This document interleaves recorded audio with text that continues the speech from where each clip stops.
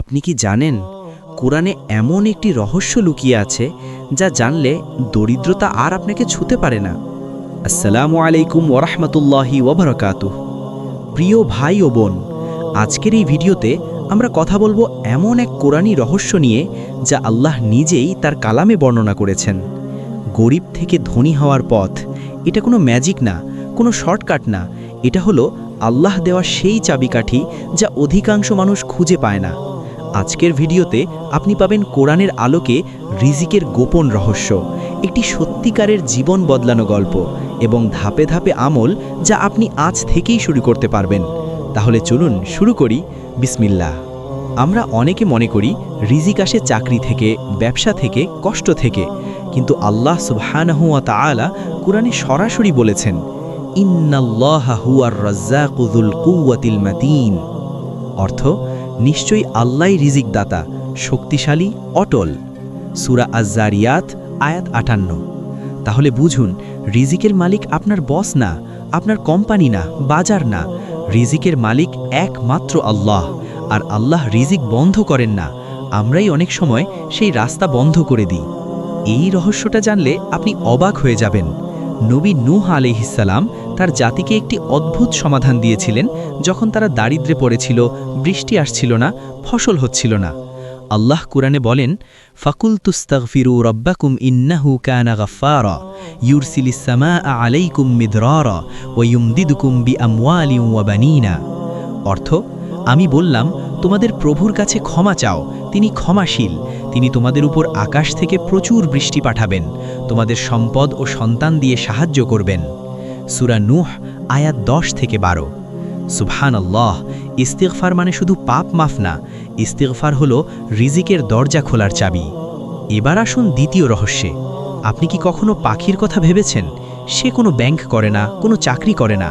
রাসূলুল্লাহ সাল্লাল্লাহু আলাইহি ওয়াসাল্লাম বলেছেন, যদি তোমরা সত্যিকার অর্থে আল্লাহর উপর তাওয়াক্কুল করতে, তাহলে তিনি তোমাদের রিজিক দিতেন যেভাবে পাখিকে দেন।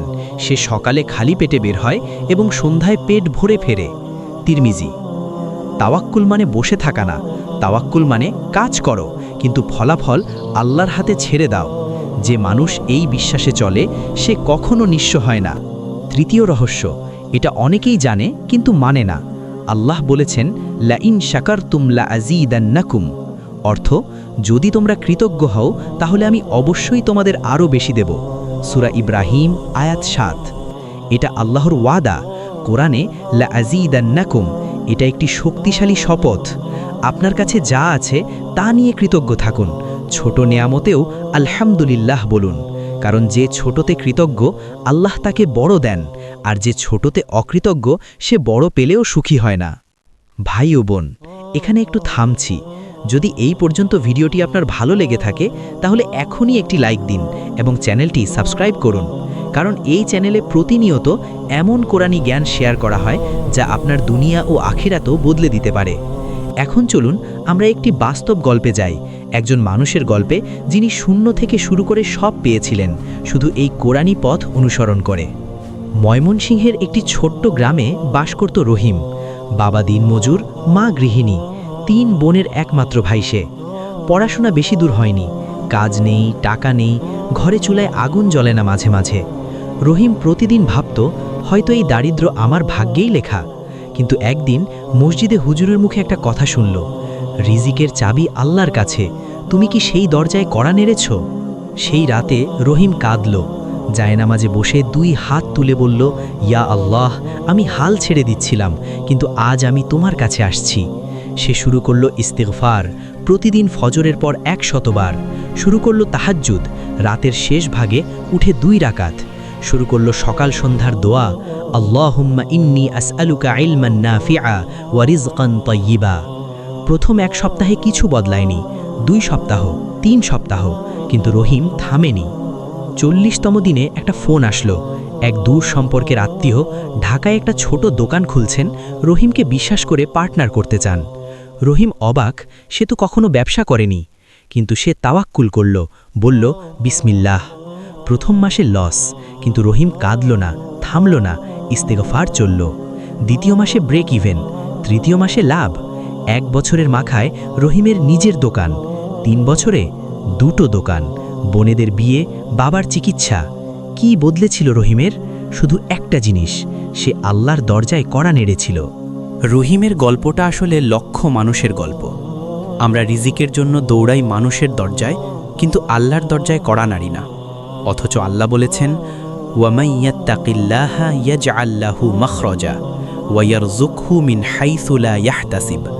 অর্থ, যে আল্লাহকে ভয় করে, আল্লাহ তার জন্য পথ বের করেন এবং তাকে এমন জায়গা থেকে রিজিক দেন যা সে কল্পনাও করেনি। সূরা তালাক আয়াত ২-৩।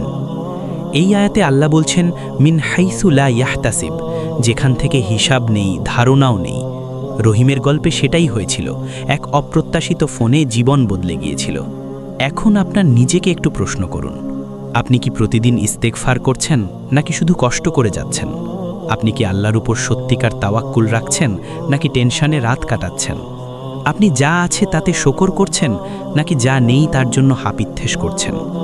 রহিম কিন্তু নতুন কোনো ব্যবসা শেখেনি, সে শুধু আল্লাহর সাথে সম্পর্ক ঠিক করেছিল, আর সেটাই ছিল তার সবচেয়ে বড় বিনিয়োগ। এখন আমরা স্টেপ বাই স্টেপ দেখব আপনি ঠিক কি করবেন। স্টেপ ১, প্রতিদিনের ইস্তেগফার রুটিন।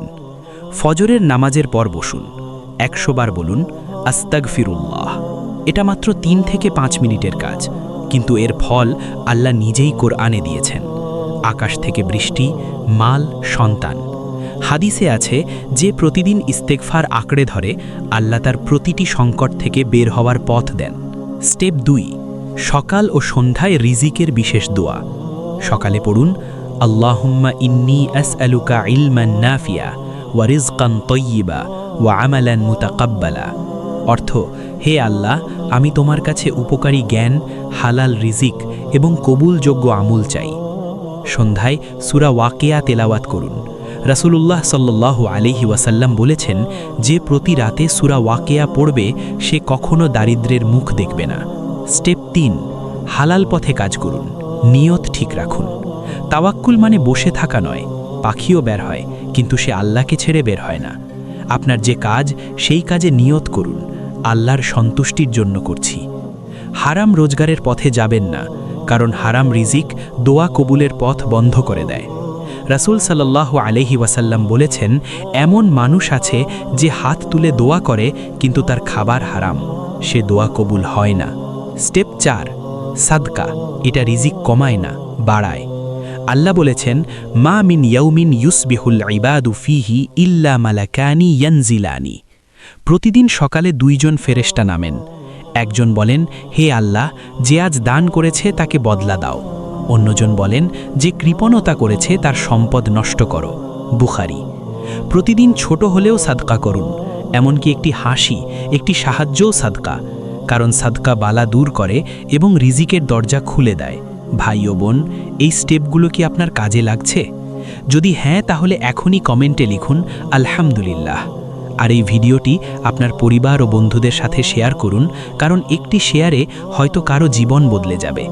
এই চ্যানেলে সাবস্ক্রাইব করতে ভুলবেন না, বেল আইকন চাপুন যেন প্রতিটি নতুন ভিডিও সবার আগে পান। মনে রাখবেন, আল্লাহ কখনো তার বান্দাকে ভুলে যান না। হয়তো আপনার জীবনে এখন কষ্ট আছে, হয়তো মনে হচ্ছে সব রাস্তা বন্ধ, কিন্তু আল্লাহ বলেছেন, ফা ইন্না মাআল উসরি ইউসরা, ইন্না মাআল উসরি ইউসরা। কষ্টের সাথে সাথেই স্বস্তি আছে, কষ্টের সাথেই স্বস্তি আছে। সূরা আলাম নাশরাহ আয়াত ৫-৬। আল্লাহ একই কথা ২ বার বললেন, কারণ তিনি চান আপনি নিশ্চিত থাকুন। আপনার রিজিক লেখা আছে, শুধু সেই চাবিটা ব্যবহার করুন যা আজ আপনাকে দেওয়া হলো। আজকের ভিডিওর সার কথা: ১, প্রতিদিন ইস্তেগফার করুন, রিজিকের দরজা খুলবে। ২, আল্লাহর উপর তাওয়াক্কুল রাখুন, চেষ্টা করুন, ভরসা করুন। ৩, যা আছে তাতে শকর করুন, আল্লাহ আরও বাড়াবেন। ৪, হালাল পথে চলুন, বরকত আসবে। ৫, সাদকা করুন, রিজিক বাড়ে, কমে না। আল্লাহ আমাদের সকলকে হালাল ও বরকতময় রিজিক দান করুন, আমাদের পরিবারকে সচ্ছল করুন, আমাদের দোয়া কবুল করুন।